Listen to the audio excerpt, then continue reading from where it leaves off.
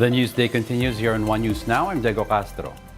7 more witnesses in the drug cases against former Senator Laila de Lima have recanted their testimonies, but de Lima's camp does not know yet what statements the 7 convicts want to recant.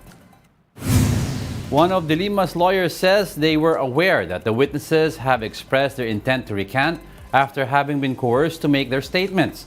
However, the witnesses have not yet submitted their actual affidavits. Attorney Bonnie Tacardon says they want to know what specific statements will be recanted and who had coerced the witnesses. Tacardon also says they've filed a manifestation to summon the witnesses in court. Gusto naming marinig yung sasabihin nila, no? Dahil may nabanggit silang coercion. So, we want to know who coerced them in testifying in giving a false statement against Senator de Lima as they claim. We prayed na ipatawag sila ng hukuman natin para marinig natin talaga kung ano yung gusto nilang i-recant. Former President Rodrigo Duterte is eyeing a political comeback if his daughter and Vice President Sara Duterte faces impeachment. In his SMNI program, Gikan sa Masa para sa Masa, Duterte said he is considering running for either senator or vice president. He made these remarks following rumors of supposed impeachment talks against his daughter in the lower house.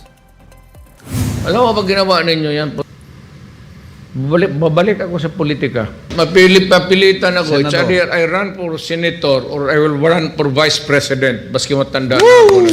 Kung si Inday ang mga presidente, okay lang. When I begin to talk, election na pa, just around the corner, talagang magkababoyan tayo. I do not lose anything. I'm retired. House Speaker Martin Romualdez has earlier denied that there are early impeachment talks against the vice president. Sara, meanwhile, says that she will support her father should he decide to run in the 2028 elections. Kung ano man yung mga desisyon namin ng mga anak regarding sa politika, buo din yung suporta ng pamilya sa amin. Ganun din ang suporta namin sa desisyon ni Pangulong Duterte. On Tuesday, the lower house began tackling resolutions urging the Marcos administration to fully cooperate with the International Criminal Court's investigation into the war on drugs under former President Duterte. One of them was House Resolution 1393, filed by members of the Makabayan Bloc on October 17. But now non-opposition lawmakers are also joining the calls for the government to cooperate in the probe. Human Rights Panel Chairperson Benny Abante and One Rider Party List Representative Ramon Rodrigo Gutierrez have also filed a separate resolution for this cause. This was read on first reading on Tuesday and also referred to the Justice Committee. Abante, co-authoring this resolution, marks the first time that a House Majority Bloc member has called on the lower chamber to support the ICC's probe into the drug war. An international security expert warns about talks initiated by President Marcos for a separate code of conduct on the South China Sea. Marcos earlier revealed that the government has started negotiating a separate COC with other ASEAN members as discussions involving China have been slow. He noted that Vietnam and Malaysia are among the nations he is trying to convince in these negotiations. However, in an interview on The Big Story, Romel Banlawi, president of the Philippine Society for International Security Studies, warned of the president's impatience in the ongoing China-ASEAN negotiations under the Declaration of Conduct of Parties in the South China Sea. Banlawi said the Philippines must be prepared to face possible consequences posed by such impatience in dealing with China. If we are impatient in dealing with China, then we have to be ready to face the consequence of China's possible reactions to our initiative. It is in the interest, it is in our national interest, and if it is in our national interest, so be it. But of course, understanding international politics, we are putting ourselves in a very difficult situation on how to deal with China and also with the rest of our neighbors in Southeast Asia.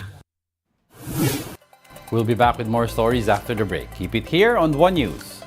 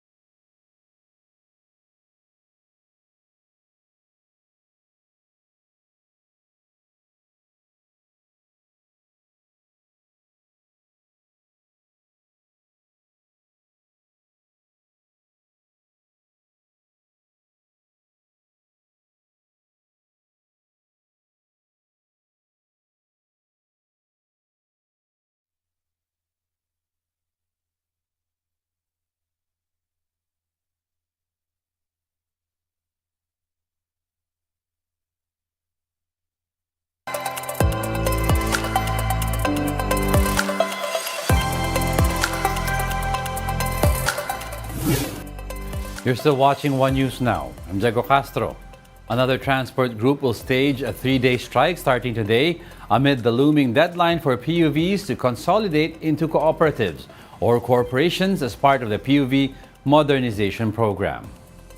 In a press conference, Manibela President Mar Valbuena said their members around the country were expected to join the strike from November 22 to 24. According to Valbuena, the group has around 150,000 to 200,000 members composed of drivers and operators of passenger jeepneys, multicabs, and UV Express vans. Valbuena also slammed President Bongbong Marcos for not addressing the concerns of PUV drivers. Yung ibang bansa nakakausap ninyo, dumadayo pa kayo. Kami po nandito lang, 3 hakbang. Nandiyan na kami sa lugar mo. Pero hindi mo po kami magawang makausap. Hindi mo magawang pakinggan yung aming mga hinaing. Now, as of 6:30 this morning, jeepneys continue traveling through Commonwealth Avenue in Quezon City. This is despite the call of transport group Piston and Manibela to halt their routes. The jeepney terminal in Tandansora is also seeing plenty of jeepneys, which are ready to serve commuters. Meanwhile, transport workers on strike are set to march from Welcome Rotonda in Quezon City to Mendiola, Manila. The groups are hoping that President Marcos will address their demands. The province of Northern Samar is now under a state of calamity due to rains and flooding. In the municipality of Catarman, entire houses in several barangays were seen submerged in flood. Strong currents also made it difficult to evacuate and to conduct rescues. Disaster risk officials said river control in the area were also damaged, allowing water to quickly rise. Over in Davao City, up to knee-deep floods were seen along several roads in Barangay Kalinan, Poblacion. All barangays near rivers are advised to conduct preemptive evacuation for their residents. The shear line, or the convergence of warm and cold winds, will continue to bring rains in some parts of the country. Affected areas include Visayas, Bicol, Mimaropa, Quezon, and Zamboanga Peninsula. The northeast monsoon or amihan, meanwhile, will bring rains over Luzon, including Metro Manila. The rest of Mindanao may also experience rains due to localized thunderstorms. Let's now take a quick look at other stories we're watching. Today is the day 2 of the 3-day joint maritime and air patrols of American and Philippine troops in the West Philippine Sea. President Bongbong Marcos describes the joint patrols as, quote, a collaborative effort between the AFP and the United States Indo-Pacific Command in the disputed waters. The Education Department has announced a new policy designating Fridays as a so-called catch-up day. This is dedicated time for students to catch up on lessons and enhance their reading and critical thinking skills. And the Trade Department reports that over 150 stock-keeping units of Noche Buena products have posted price increases. According to the agency, this year's Noche Buena price guide will be released today. And those are the top stories of the hour. Join us again at 11:15 a.m. as we continue to monitor the day's biggest stories. I'm Diego Castro. We are One News. All sides, all the time.